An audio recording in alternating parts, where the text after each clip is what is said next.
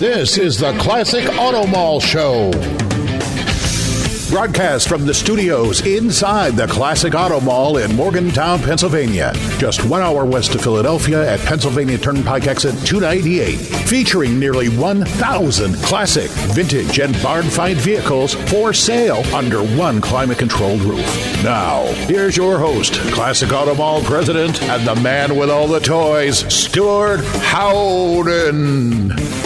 Welcome, show number 149 to the Classic Auto Mall Show. You know, I think my wife hates that part about the toys. Oh, yeah. She's like, well, what are my toys? I don't get it.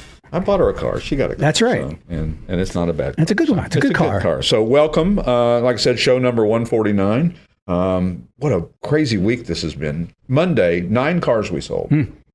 Go figure. I mean, it just, no rhyme or reason to it. All of a sudden it happens and you just scratch your head and you think, well, it was this and marketing and that and that. No, none of it rhymes. There's no rhyme or reason. There really is. Hallelujah? Hallelujah, I think. Well, hallelujah.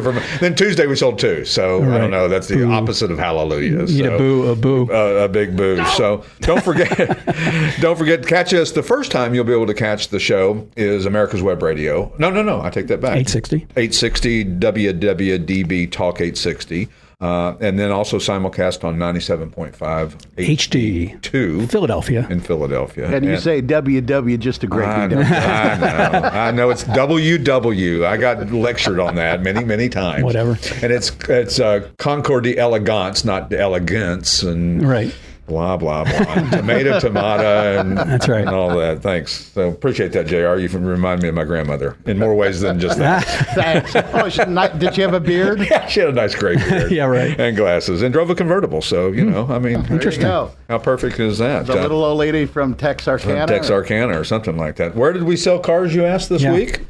How about Santa Ana, California, Chester Springs, Pennsylvania, Otisville, Maine, Orlando, Florida, Birdsboro, Pennsylvania, West Grove, Pennsylvania, Gaithersburg, Maryland, Hamburg, Pennsylvania, Virginia Beach, Virginia, North Las Vegas, Nevada, Mattatuck, New York, I guess, Millersville, Pennsylvania, Wilmington, Delaware, Bensalem, Pennsylvania, Alpharetta, Georgia, Coatesville, Pennsylvania, Coon Rapids, Iowa, 5 times, Bethlehem, Pennsylvania, and Crown Point, Indiana. Not bad. Yeah. We're all over the place. 12 states. Yeah, 12 states, and fantastic. So keep up the good work, guys, wherever they are. Keep up the good work, customer. He's pointing at us. He says there's something. That's right. Building's on fire. So anyway, let's get right to it. Yeah. How about let's introduce our guest today.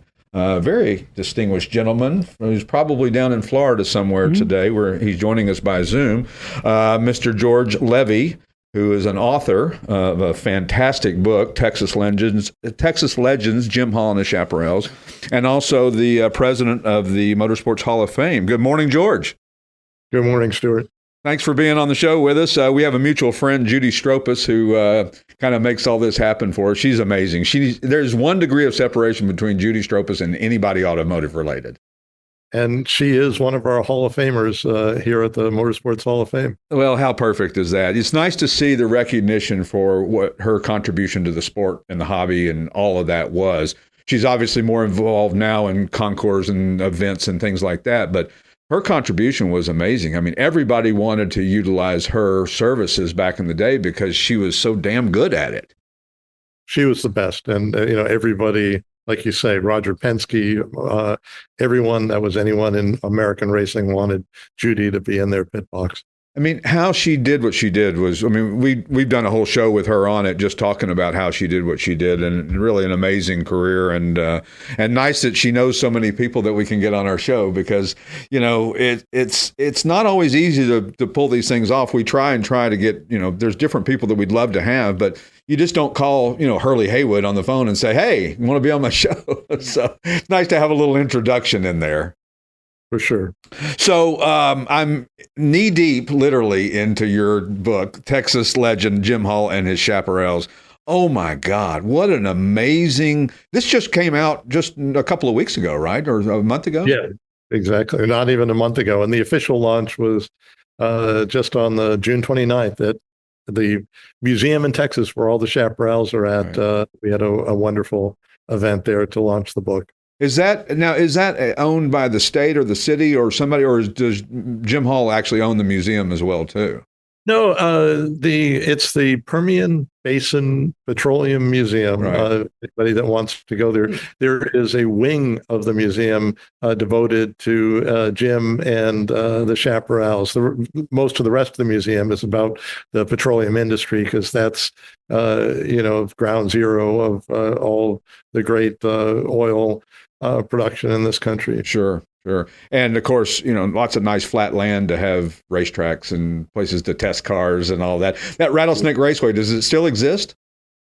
It still exists. It's slowly being reclaimed by the land. They have Chaparral cars still exist. You can go out on Highway 349 in Midland and still see the buildings and the big sign that says Chaparral cars.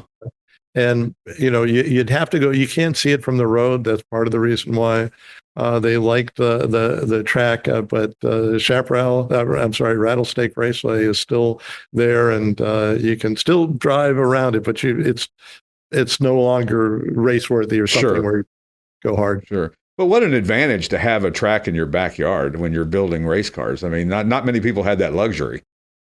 No, and the thing that really separated Jim from most other racers at the time was, he had gone to Caltech. He was an engineer by training, and he really brought science to racing in ways that nobody really had before. Sure. It was interesting. One of the things that I recall reading in there and in the book was the fact that he said he wished that he had spent more time on longevity and reliability than maybe he spent on some of the, going faster and things like that. He maybe have been more successful, although pretty successful. Hard to argue with what he created, from the Chaparral cars to Indy cars to to everything that he did.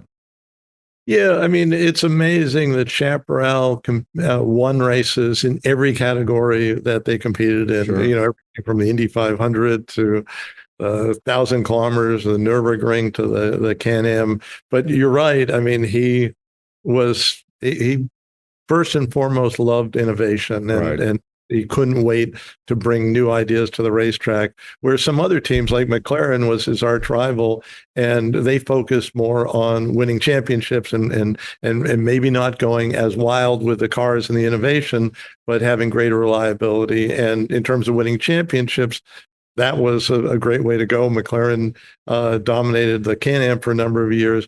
But in terms of winning the future, Jim was one of the most influential racers of all time. I mean, lots of his innovations and things that he did are still in racing today, right? You look at a modern Formula One car, this is 2024, there are still 5 or 6 major elements, composite chassis, movable aerodynamic devices, wings, side-mounted radiators, you name it. Those are all part of Formula One cars today in 2024. Sure. We introduced those to racing in 1965 and 66. Wow. And who was thinking about stuff like that? Well, he was. I mean, that's the beauty of it is, that he actually was thinking about all those things that are still important today. And it's funny. I tell my son and I watch the Formula One racing now, and it's hard for him to imagine how successful McLaren or Williams, even especially, was back in the day. And a lot of that was stuff that they had learned from Jim Hall. Indeed. He and we almost didn't have Chaparral cars because the fateful day when he was flying only this, a P-51 Mustang with a V12 Rolls-Royce 1,600 horsepower twin supercharged Mustang and clipped the top of a house silently. I admit that was quite the shock to the little boy and his parents in the house. Yeah, I mean, I think it was New Year's Day of 1959. Jim had bought a war surplus P-51 because he loved hot rods, and he thought, well, how about a hot rod for this guy? Sure. And one of the things that really informed Jim's career and why he's so concentrated on aerodynamics was that he was flying. He had got his pilot's license when he was a teenager. His dad flew. He wanted the kids to all learn it, and so he had this P-51, and as he was approaching Love Field in Dallas, the engine cut out, and nothing was going to bring him back on. And so he just tried to aim for the clearest space he could find short of the runway. Sure. Wow. And guys that make it through stuff like that, you have a whole new appreciation for life and things that happen. And not only was Jim an engineer and an aerodynamicist and whatever else, but he was also a driver. He was a good driver too. He was a terrific driver, and a lot of that gets, perhaps overlooked because people are so aware of the innovation. Right. But he won the major sports car championships. He drove in Formula One for a year in '63. So his driver credentials are right up there. Right. Do you think it was a disadvantage, his height, to be tall and to be a race car driver back in the day? In Formula One, certainly, although Dan Gurney, was about the same height, Right. and it was a disadvantage, but it wasn't necessarily, something that was impossible to overcome. But in the sports cars, which he mainly drove, that was less of an issue. Sure. Well, one of the things that stands out in the book, not only your excellent writing, and I'm not just sucking up to you, is the photography and the pictures that you found and the archive stuff that is just absolutely amazing. Yeah, in all the books that I've done, I mean, the first book I did was with my good friend, the late Pete Byro, who was a fantastic photographer. And visuals were just part of the DNA Sure. of that book. And when it came time to do Texas Legend, I wanted to make sure that there were as many images as possible to tell the story well, that they were the best images and that I could possibly find. And I was so fortunate that between Pete's archive, which supplied a lot of the photos, and other fantastic photographers like Pete Lyons, like Right. Friedman, and so on, Bob Jackson, there were just an incredible. Hal Crocker was another one that Sure. we were able to do, I hopefully, a good job of illustrating Jim's life in the best way possible. Sure. And a lot of those pictures had never been seen before, though we'll talk about when we come back. There was one photographer who had quite a famous picture, just happened to be still around back in the day, right? So, it's funny, the things the innovations that Jim made. I mean, the suction car, the concept, he changed slot cars of all things, which were a really popular thing back in the day. So when we return, we'll continue our conversation with George Levy, president of the Motorsports Hall of Fame of America. The Classic Auto Mall has more than 1,000 vehicles for consignment in our huge 8-acre climate-controlled showroom. It's a real indoor mall. If you'd like to know all the advantages of buying and selling a car through consignment, the information is available on our website, or you can talk to a classic car specialist who can answer all your questions. It's easy, safe, convenient, and it doesn't matter where you are. We sell worldwide. See our huge selection of classic and collectible vehicles at classicautomall.com. And we're back with the Classic Auto Mall show from the Classic Auto Mall studio in Morgantown, Pennsylvania. Show number 149 with our friend George Levy, president of the Motorsports Hall of Fame of America. I can't get that right today for some reason, but I'm keep trying. George, talking about this Jim Hall book, it's funny. One of my dearest friends in Knoxville, Tennessee's sister was married to Chuck, Jim's brother. So I have somewhat of a connection to Jim vis-a-vis through Knoxville, Tennessee. So, wow. Yeah. So, and I'd never met Jim, and I'd wanted to go down to the thing, and I wanted to go down when Judy Stropus was down there when they did the launch of your book, but just couldn't get away. But, one of the things that surprised me, and I think even surprised you, is the amount of people that have Jim Hall stories that are so well known in the automotive industry.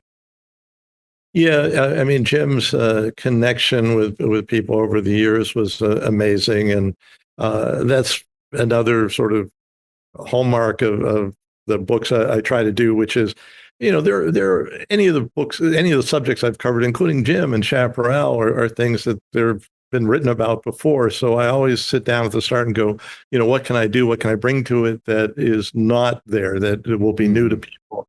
And part of that is just to talk to as many of the people that were part of the story. So I interviewed over 125, 130 people for the book, everyone from Roger Penske, Dan Gurney, Mario Andretti, Johnny Rutherford, you name it. Wow. Brian Ecclestone from Formula One, Adrian Newey, and so on down to, folks that worked very much behind the scenes. And you mentioned the little kid in the house where Jim crashed into. I found that kid today, which took quite a bit of detective work. Sure. And that's, to me, the most fun is like when a new car comes in here, or we buy a new car, or not a new car, but a classic. Doing the homework on it is always so much fun. And, I would imagine, and I think you even surprised Jim. I mean, I think he was a little surprised at the depth that you went into this thing, and maybe wasn't quite expecting it to be that deep, and in a good way. Yeah. No, that's very much the case. And we spent, he and I, of course, spent conversation after conversation going over stuff. But then, I would, bring these stories. And, it's funny, as you probably run into, a lot of times the guy who's running the show doesn't know all the stories because he's operating at a certain level. Mm-hmm. And then there are people, the foot soldiers, the guys who are really making, everything happen. There's a lot of stuff that happens that, like in the book, there's a story about the 2J sucker car. Right. And one day, the wife of the primary engineer on that, Don Gates, got in the car and was taken around the track. And Jim's like, "Did that really happen?" Yeah, that really happened. Yeah, I feel the same way. My office is in the back of the building here, and I know that there's stuff that goes on up here that nobody tells me about. So, oh well, maybe I'll read about it in my memoirs someday, right? But the influence that he had on people, I mean, it probably wasn't hard to get through to any of these people to get an interview. Once you mentioned Jim Hall, I'm sure they all took your call, right? Pretty much, yeah. And Roger Penske, for example, and Jim go way back, and they're still good friends. Some of the people, like some of the modern designers, like Adrian Newey and Gordon Murray and right. Jean-Paul Dallara that I interviewed. Many of them hadn't met Jim, but as soon as you brought up, well, Jim Hall, and how it was really funny talking to Adrian Newey or Gordon Murray, where I hadn't talked to them before, certainly hadn't talked to them about Jim Hall, and say, hey, I'd like to talk to you about Jim Hall Chaparral. Was that any connection, influence to what you were doing? And they instantly were like, oh my God, when I was a kid, I had one of those Chaparral slot cars. It was the two, and yeah. It's just amazing, the connectivity across the sport. Sure. And he's a pretty humble guy, Jim, isn't he? I mean, he's, I think, probably was surprised at the amount of attention that this got. Yeah, he's a pretty humble guy, pretty private guy. I mean, he recognizes, his place in history. But to your point, I think even at the book launch a few weeks ago, just the sheer outpouring of respect and admiration and appreciation is something that's beautiful to see.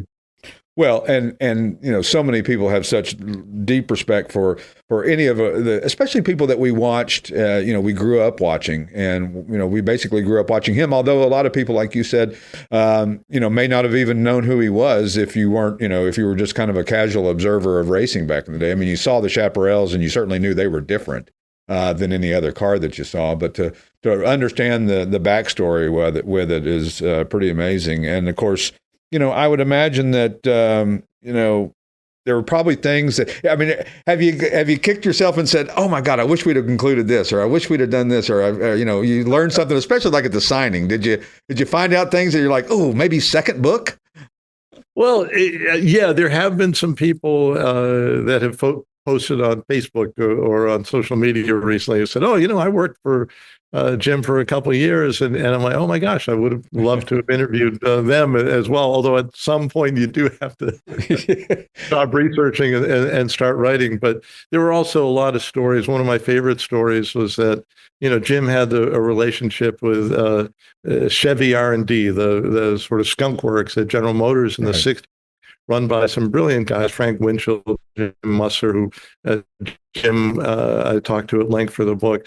And at one point, Jim Musser told me the story of how they wanted to do a map of Laguna Seca Raceway and to do computer simulations. This is in the mid 60s, so it was very early days for this stuff. Right. And the starting point was to get a plane to shoot film down, just to circle Laguna Seca over and over and take high quality photographs.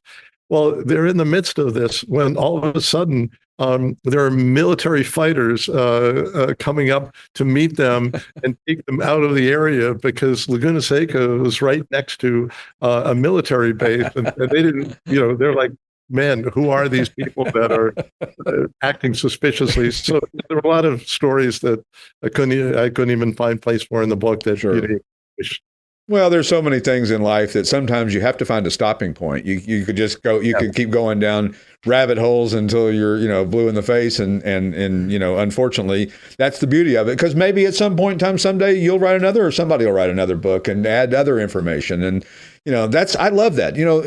There's already been books about Chaparral and Jim Hall, but I mean, it seems what you wrote seems fresh compared to anything else that we've written because it's a little bit deeper dive into things.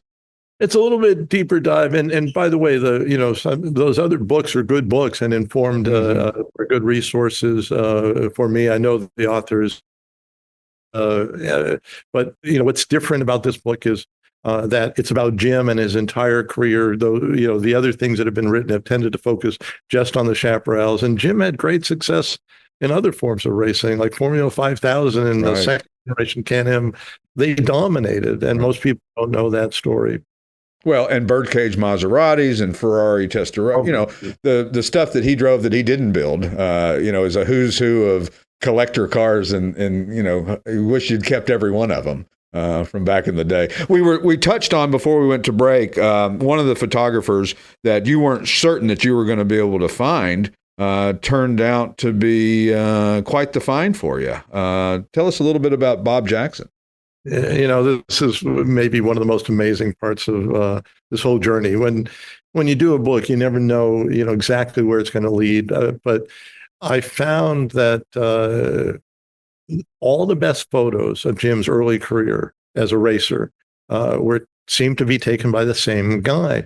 Most of these races were small races and these airport courses, impromptu, unsanctioned in some cases, things in the Southwest. So there weren't a lot of media. There wasn't a lot of photographers. But whenever I found a great shot of that early part of his career, it seemed to be by a guy named Bob Jackson.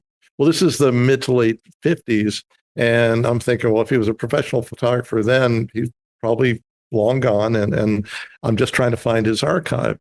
And I talked to person after person there are a few people that are still around from back in that era. Did you know Bob Jackson and whatever happened to his archive?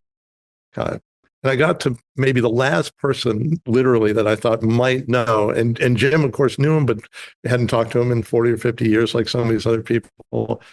And I said, hey, and this was my friend, Jay Miller, said, by the way, Bob Jackson, photographer, do you have any idea what happened to his photo archive? And there was a long pause. This was on the phone. Goes, something happened to Bob? Oh, no. And I'm like, wait. Bob is still around? He's like, oh, yeah, no, Bob, I talked to him 2 or 3 times. You're a great guy. So I'm thrilled because I'm going to be able to get access, hopefully, to these wonderful photos of Jim's early career. And in fact, the cover shot, that portrait of Jim on the cover of Texas Legend, was shot by Bob Jackson. And I'm thanking Jay profusely, and I'm hanging up the phone, and he goes, wait, you do know who Bob Jackson is, right? I'm like, oh, you know that photo of Jack Ruby shooting Lee Harvey Oswald? Yeah. That's Bob Jackson. And so 5 or 10 minutes later, I'm talking to the guy who not only took wonderful early photos of Jim, but took that Pulitzer Prize winning photo, that amazing photo that all of us know, and it is just imprinted on our brains. Absolutely. And is it folklore, or is it true that when the minute he showed the first reporter that picture, the guy said, congratulations on your Pulitzer Prize? Yeah, that's absolutely true. Bob was in the motorcade in Dallas on Friday, saw the barrel of Oswald's rifle sticking out of the 6.4 window briefly. Came home that day. He had nothing. And no one really had anything of the assassination, but he's feeling like, oh my God, this was the biggest news event that I'm probably ever going to be there live for. I have nothing. On Sunday, his editor instructs him to go over and take a perp walk photo of Oswald getting transferred. He takes that shot, and this is back in the day. This was film camera. Right. There wasn't. He went back to the newspaper and was in the darkroom developing these pictures. People had said, "Do you have something? Do you have something?" He said, "I think so. I'm not sure." Wow. And these weren't motor drives or anything. And when he came out with a print, everyone came, and one of them said, "Congratulations on Pulitzer Prize." Wow. And they were right. That's how impactful that photo was to everybody that saw it, including anybody that saw it. It certainly was. When we return, we'll continue our conversation with George Levy, the president of the Motorsports Hall of Fame of America and fantastic author who wrote a fantastic book about Jim Hall and his Chaparrals. We'll be back in just a couple of minutes. Whether you want to buy or sell a classic, collectible, or special interest vehicle, you need to visit the Classic Auto Mall website for more information. If you're looking to buy, you can easily search our inventory of more than 1,000 vehicles on the web at classicautomall.com. And we're back with the Classic Auto Mall Show, talking to our new friend, George Levy, president of the Motorsports Hall of Fame of America. We haven't gotten to talk about that because there's so much to talk about this daggone book.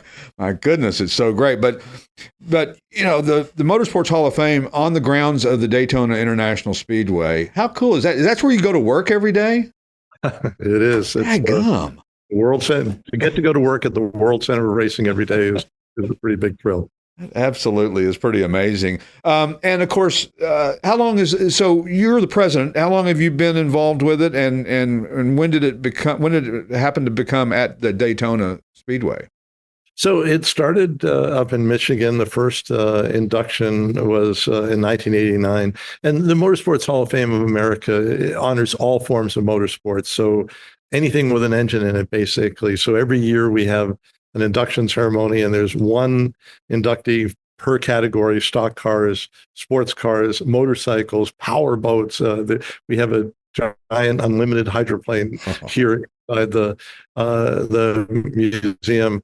I started getting involved about 10 or 12 years ago when my predecessor, Ron Watson, who was the founding president of the Hall of Fame, was running the place. He had asked me to succeed him around 2019, and then he passed away suddenly, and that's when I had to join even sooner than I expected. Hall of Fame has been down here in Daytona since about 2016. Yeah, it's an interesting building. It was Daytona, USA prior to being the Motorsports Hall of Fame, and that was an amazing display that they had back in the day of that. I can only imagine. I've seen pictures of your place, but I haven't been there, so it's on my list to come check it out sooner rather than later, especially because I come hang out in Daytona. I can come at spring break and see all the pretty girls on the beach, right? Exactly. We and you get quite enough. We were talking off air before we started about how you'd be busy obviously during some obvious times of the year when there's events going on, but you're busy year round there, right? Yeah, the track is an amazing magnet for people around the world. Every day, we're open almost every day of the year. There are track tours every day of the year, and people come from all over the world. On our floor, any given day, there are 5 or 6 different languages being spoken. About 150,000 people a year come here just to take in the 7th wonder of the world that is the Speedway, and the museum is part of that tour. And it's a pretty special thing, a pretty special place to be at. And it's a rotating. Some displays are permanent, and then some rotating stuff as well too, right? Yeah, we're constantly trying to make sure that if people come back, that they're going to see some new things. So there are some perennials here. We have Mickey Thompson's Challenger, that wonderful 4-engine beast that went over 400 miles an hour in 60. We have Sir Malcolm Campbell's Bluebird, which is 10,000 pounds, went almost 300 miles an hour on the sand here, not a couple miles from here. Before Bonneville, they used to do land speed record runs on the beach. I got my Z28 up to like 50 on the beach there one year. You were only 250 miles. It felt really fast at 50. Trust me. Exactly. And Campbell, this is like in the mid 1930s. Right. When he touched 300 miles an hour, he had to drive through the pier at one point. Wow. On these runs. It's just crazy stuff. But of course, we have stock cars, sports cars. We have one of the World of Outlaws sprint cars that Tony Stewart won some races in. Sure. We've got Scott Dixon's Indy 500 winning car. Behind me is Martin Truex Jr. Toyota. This is what we call a door car. You can actually open the door so people can get in. Oh, nice. And take their picture here as a selfie and stuff. So it's there's a lot to see down here every day. Bob Nordskog, the first Ironman, has got one of his boats there, or was that a display that was previous? No, we honor several Ironmen. So at Nordskog, we've got his Viking Spirit boat, which is an amazing thing with a giant V8, almost like a dragster type motor. And we've got one of Ironman Ivan Stewart's Toyota off-road racing trucks. So there's, it's the only place, it's probably the only museum on the planet where you can see top level vehicles representing almost every form of motorsport. Sure. Well, and people don't understand it, but boat racing and off-road racing are two of the most unpredictable, difficult sports probably that there are when it comes to racing. I mean, with a track, you generally know where the bump is, where the camber gets a little weird.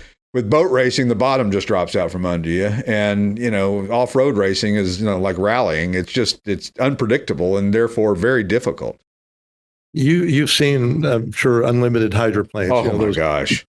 Pontoon things, which have crazy powerful engines. Tom Deeth, who's one of our inductees, who's a world champion powerboat racer, told me this factoid that I repeat every time somebody looks at that airplane. The only part of the boat that was in regular contact with the water when they're going down the straightaway at full chat was one blade, not the full propeller. One blade of the propeller was in the water at all times. The rest of the boat, most of the time, is completely out of the water when they're going down the straightaways. Well, and you see many of them start and take off, and they look like an airplane. And like we've seen at some of the racetracks over in Europe where they come in down on the hill at Le Mans, and, just the aerodynamics just can't overcome the speed and the lift. Yeah, that's another place where Jim Hall's influence was felt because, what they were finding, it was hard to combat that tendency for the boats to lift, and they started putting wings on both the front and the rear of the limited hydroplane, not to create downforce like Jim did for car racing, but to maintain that perfect attitude where the car the hydroplane stay at a consistent level, so there wouldn't be a blowover, and it also wouldn't be digging into the water. Sure, the little stuffing that you see if you watch some of those offshore boat racing back in the day, especially like the Apache boat, that 41 cigarette that stuffs it doing about 95 miles an hour. And people don't realize 90 miles an hour on the water is not like 90 miles an hour on land. It's completely different. So some of the inductees, now can you release who the inductees will be this year, or is that private until the moment, or how does that work? No, we've announced most of the inductees for 2025. Our annual induction ceremony is in March each year. In 2025, next year, it'll be March 10th and 11th here in Daytona.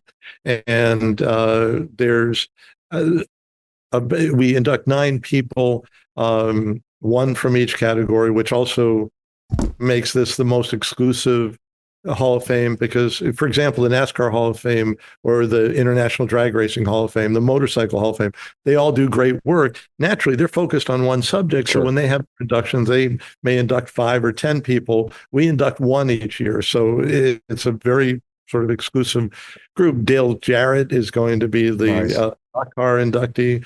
The Sarge, Tony Schumacher, who's the all-time winningest Top Fuel drag racer, Sure. being inducted. Skip Barber, who had Nice. who trained a whole bunch of our Hall of Famers through his racing school, and who was a hell of a driver himself in his early days. Another guy, Ed Iskandarian, who's just turning 103. The Cam father is inducted. So there's just a one each year. That's part of the excitement, is that there's this new batch of inductees. They're decided strictly on a voting basis by 200 voters, half of whom are inductees themselves. I don't vote. Our staff doesn't vote. Right. So every year one of the biggest thrills is vote count night, when we're opening envelopes and seeing who's in the Hall of Fame. That's year. awesome. That's got to be the most exciting part of your job, almost, probably. It's really it's fantastic, and it's it's really moving too, because the voters, like every year, we do paper ballots, and so we send those out in the mail. Every year there's a race. The first 2 ballots we get back are going to be either Mario Andretti or Don Garlits. Really? Yeah, those That's two. Awesome. Yeah, it is, and there are 200 voters. About 100 of them are Hall of Famers, and so you've not only got Garlits and Mario, you've got Rusty Wallace, you've got Richard Petty, right. you name it, Chip Ganassi. Right. It's an amazing group, and you're sitting there opening these envelopes and you're going, wow. That's who Shirley Muldowney thinks should be in the Hall of Fame this year. That's pretty cool. I mean, when you're elected by your peers, that's about as high an honor as you can get. And some of the people, of course, Jim Hall is in the museum, in the Hall of Fame, correct? And correct. Linda Vaughn, who I love, and she's a great friend, and we see her all the time at events. But this one, I love that you had Danny Ungaius. Oh, he was amazing to watch back in the day. Indeed. I mean, all the people you mentioned, and then that's the part that about my job that I still pinch myself every day, because a lot of these people, like Jim, like Linda, like Danny, were my heroes as a kid. Exactly. Linda won't like hearing that, but I mean, when I was coming up, I never imagined that I would even meet Jim Hall, much less write, his biography, or Linda, or Danny, or all the rest. And to be able to interact with those people, meet those people is really, really special. Yeah, and I love the fact Bob Hanna from motocross fame was my hero growing up. I've watched him and Paul Newman. But my favorite inductee that you have into the Hall of Fame, it's only my favorite because I love saying his name, Fonty Flock. Every time I get a chance to say that name, I'm going to say it, no matter where I am in life. And people look at you like, who in the heck are you talking about? But a famous NASCAR driver back in the day. Fonty, in fact, it was, as I'm sure, it was an incredibly talented family. At one point, I think they still have the record for the most siblings in a single NASCAR race. I think it was 4, 3 brothers and a sister in a NASCAR race back in the 50s. Wow. What a name. I mean, you can't forget a name like that. That's certainly true. And your buddy Don Garlits is just right up the street from you with his place. And he is so funny. You will go there and you'll walk in and he'll just be standing there working on a car and he'll say, what do you want? And I'll say, I wanted to talk to you. Well, come on in then. Well, Don's been a great friend of the Hall of Fame. He was our first inductee in the drag racing category back in 1989, and it makes sense. I mean, he's the Babe Ruth, the Michael Jordan of drag racing. An amazing, well said guy. But he's even today, he's in his early 90s now. His memory is unbelievable. Yeah. Don Cooper, who is our operations manager here at the museum, and I went over to Don's museum in Ocala, which is a fantastic place. Anybody who's interested in drag racing should go there. And we were walking by and we saw a piece next to one of the Swamp Rats, his dragsters. And there was like a Venturi duct, like a ground tunnel. And I'm like, oh, wow, man, I didn't know you guys. They said, yeah, that was in Englishtown in 75. And it was real humid that weekend. And he's not making the stuff up. Sure. Is that incredible? And he plays a significant role in the Jim Hall book because Jim is the one who gave him the idea of putting the wings on the back of his rear engine dragsters. And that's on every dragster today. Well, George, we could do this all day, night, and 3 or 4 days henceforth. I really enjoyed having you on today. Thank you so much for taking time out of your busy schedule to talk a little bit about the book and the Motorsports Hall of Fame. How do they find the Motorsports Hall of Fame? They got a website, and you can go on there and find out hours and tickets and all that.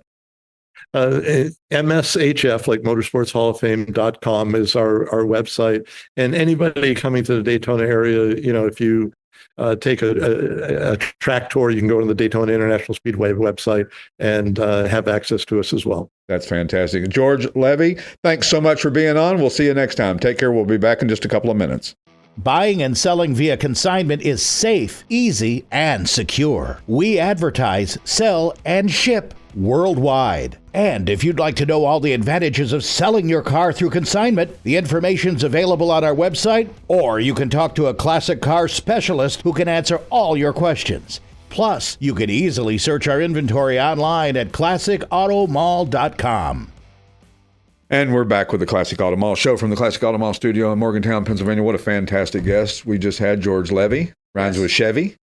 He, the president of the Motorsports Hall of Fame and a great author. And the book, Jim Hall, Texas Legend. I mean, Texas Legend, Jim Hall and His Chaparrals is just a fascinating book. I've gotten through bits and pieces of it and researching through it, but I am so anxious to be able to read it. And there's fascinating drawings in there about how the aerodynamics worked with the Chaparrals in the day, and just such an innovator and so cool. And how fun to write a book. I would think that the research would be more fun than actually writing the book. It is. It's tedious. It's a tedious process, but the research would be fun. Yeah, the research. It's just like with us when we get a car in here. It's always fun, and you do that every day, 4 or 5 times. The research is much more fun than the writing. It really is. I mean, I learned a lot about cars. I have a funny Chaparral, not a funny Chaparral story. I have a Chaparral story. I was in a car show in Beverly Hills annual car show on the high school grounds there in 97 or something. And they had a Chaparral on display, and they started it up. And that by far is the loudest car I've ever heard. I don't think I've ever heard one run. Oh, my Lord. And it's interesting that he was saying that the shop is still there in Midland, Texas. Yeah. And I don't know if it's, he said there's cars there. He said there's still cars there. Well, there's cars at the museum and the shop. Yeah. That's crazy. Are they still doing? I think we need a Classic Auto Mall road trip. I think that sounds like a great idea. I should have gone. And Daytona's always great. And Daytona's always great. It's spring break. I got to drive on the track at Daytona. Did you? I got to drive the Daytona 500. We were doing I was the marketing director of Legends in Concert, which is lookalike. Sure, I know. Which I was told by my boss, that you have to treat them as if they're the real stars. I'm like, no, this guy's not Elvis. And I'm not treating him like Elvis. And I'm sorry. He's just a guy who sounds like Elvis, and he's really good. He can wear a jumpsuit. Wear a jumpsuit. So we were invited at the Pepsi 400, the Daytona people, to bring the Blues Brothers to kick off before the race. And we were in a police car, and we started on the backstretch, and I got to drive all the way around the oval. Wow. Power slid and stopped at the start-finish line. The Blues Brothers jumped out and started singing and ran down to the stage, and then I peeled out and took off in the cop car. That's pretty cool. How fun was that? Then watched the race sitting on the pit wall next to Richard Petty. Oh, wow. That's amazing. I was like, can I touch you? You have video of that? No. It was 96. What video did we have? I walked on that one of those big, remember those big VHS tape camera things you had? On the shoulder? Yeah, on the shoulder, like a boombox. Oh, look at those muscles. They allow you to walk on it if you have a pit pass. I don't know. I walked on it in 2018. It is so steep. People have no idea how steep the bank is. Too. Yeah, Nazareth, same way. It's crazy. Yeah, you can't hardly walk You can't hardly walk on it. It's pretty amazing. But it was so weird to drive that. The guy was kind of giving me some lessons. The guy who worked for the track, he said, you really got to keep your speed up. Don't slow down to like 10. That's right. Because that's going to be a big problem. You're going to end up dang, dang, dang. Gravity has a way of pulling you down the hill. Funny way that gravity gravity works. But it was a lot of fun. And of course, I was single living in Daytona Beach in the summer. Now, this is hilarious. My car at the time was, I'd just gotten divorced, or I was in the process of divorce or something. And I had an 86 Cadillac Sedan DeVille. Wow. But it was the small one, the front wheel drive one. And the air conditioning didn't work, and the driver's side window wasn't going down. And this was July in Daytona. Cadillac. Wow. It was worse. Yeah, and it was tan. Yeah. The Cadillac was tan. Nice. So yeah, that was. I think Randy should do a map. You know how he does the maps of where cars were sold? Where Stewart lived in his life? Because there'd be dots all over the place. It's like my business cards. A lot of people say that they may have a collection, if you will, of my business cards. I've done a lot of different things. Yeah, I've been a jack of many trades. There you go. And, so if you don't like Mastered it, any. That's Master of any. no, probably not. Maybe this more than anything. Right. Not this, but this. Yep. More than anything. Sure. But 927 cars we have in inventory right now. I was going to make you guess, That's but all I right. thought that would be mean. One of them, 1968 Ford Mustang Fastback Bullitt replica. Have you seen this thing, dark Highland green? Of course you've seen it. That's a stupid question, isn't it? I don't remember it, but I've Dark seen it. Highland green metallic over black, recent ground-up restoration, worked 302 V8, rebuilt top-loader 4-speed. Very well-done tribute. And there are a lot of tributes out there, and that's okay. Yeah. As long as they're sold honestly and accurately. What is it? Not trying to pull the wool over somebody's eyes and say, oh, this was the original, whatever, or any of that. It's just the fact that it's nice to attribute. It's an honor to be, a tribute is supposed to be an honor, right?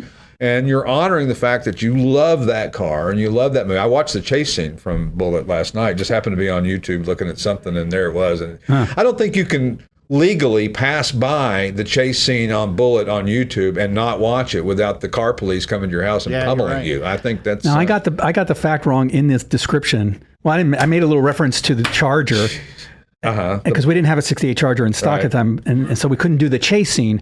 But who chases who in the movie? McQueen ends up chasing the Charger. So the Mustang is chasing the Charger. Right. I thought it was the other way around. Well, in the beginning, they're following him, and then they switch, and he comes up behind them. They look in the rearview mirror, and there's that menacing grill of the shark nose looking up the Mustang. No harm, no foul. He chases them behind that hill in San Francisco. Yeah, those hills, that looked like fun until but I imagine the stunt driver's like, oh, Jesus. Oh, yeah. No, it can't be fun. Can't be fun at all. But a beautiful car. Dark Highland green is the prettiest color on a 68 Mustang that exists. And because we all grew up with that, that's probably why that is. There are not many green cars that I take that back. I like green cars. I've got a beautiful green This is the most famous green fastback Mustang. How about the 31 Ford Model A convertible cabriolet? This is a rare body style for Ford. And I mean, when I say rare, they only made 100,000 right, or something like that. But when they made millions of everything else, this thing it's a slant window model, which is really rare. It's inline 4 L head. Talk about a bulletproof engine. These things will if they ran when they stopped, and they've been in a field for 50 years. Really? They literally almost always will just start again, somehow, some way. 3-speed manual, as all of them have, very nicely restored. 2019 Ford Mustang GT Coupe, magnetic metallic over black and saddle. Built 5-liter Coyote V8, 800-plus horsepower with a Vortex supercharger on it. Yeah. 36,000 actual miles, garage cab. It's got a warranted 10-speed automatic. So I guess if you're really laying into 800 horsepower, you might want a warranty on your transmission. Yeah, extended warranty. Yeah. And how about the coolest car of the day, the 1970 Lincoln Continental Mark III? If you had one of those, you were the guy. The guy with the aviator glasses. There's a poster going down the hallway to my office. That's right. The guy with the aviator sunglasses, kind of half bald, but half cool bald. Yeah, cool bald. Not business bald. Yeah, business bald. Exactly. That's business bald. That's right. That's cool. Whatever you want to call it. But these Lincoln Continental Mark IIIs at 460, 365 horsepower V8, C6 automatic. The Mark III outsold the Cadillac Eldorado, and Lee Iacocca had a lot to do with the turnaround. So, who also had the turnaround in the Mustang as well too. So, but boy, what a cool car! And then the 70 Ford Mustang Mach 1 Raven black over black. This thing has worked, and it is good looking. It is miles. That really deep. that stopped me in my tracks. It really did me too. When that car came in, take that toy away from him. When that car came in, I was blown away. I mean, the paint on it, black paint is not easy to do on a car, to do right. You can do it pretty right, but to get it really right, and this car is really well done with a shaker hood and beautiful. All the cars I picked today are black for some reason, or gray. Last but not least, the 73 Ford Bronco, charcoal gray metallic over black and black.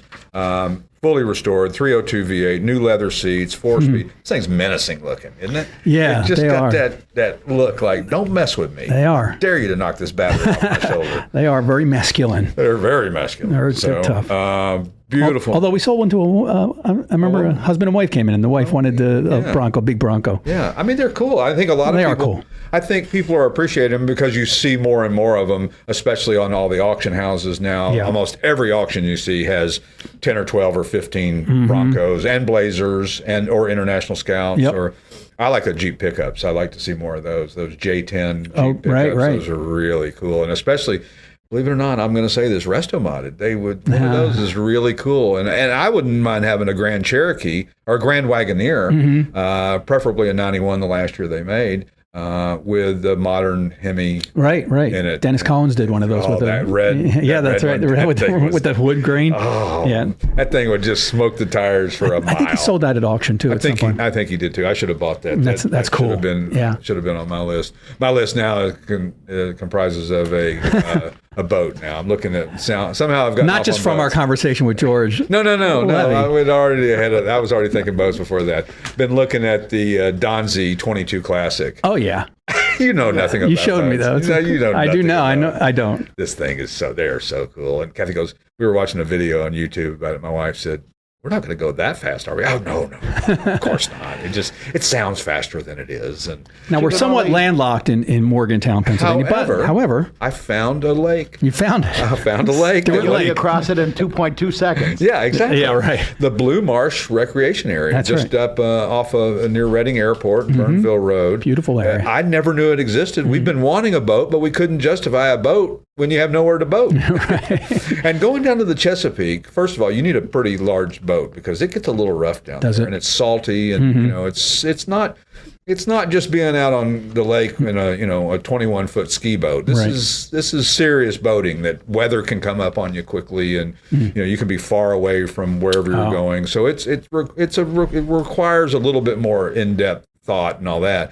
And of course, the downside with Blue Marsh, the lake up here, is you got to take the boat in and out every day because there's no docking or lifts or anything like that. So we were gonna get a bigger boat, but we decided we're gonna get a smaller boat to see if we want to take it in and out every time we want to go. Right. Make sure Garrett goes with you. Keep him busy, right? And so we'll see. So this time next week, we're boat owners, or who knows. But yeah, we'll see. We'll stay tuned. Stay tuned. Stewart's Toys. The Bat Channel. The man with all the toys. The man with all the toys. My wife's favorite thing to say about me. Thanks a lot, JR. Anyway, thanks for joining us, and we'll catch you next week on the Classic Auto Mall show and podcast and YouTube and everywhere else you can find us. See you then. You've been listening to the Classic Auto Mall show with your host, Stuart Howden, executive producer, Steve Safier, produced and engineered by yours truly, J.R. Russ. Available on ClassicAutomall.com, YouTube, or wherever you get your podcasts. Music courtesy of the Pat Travers Band. For tour dates, contact, and stuff, visit PatTravers.com. Produced by Car Smarts Media. Copyright all rights reserved.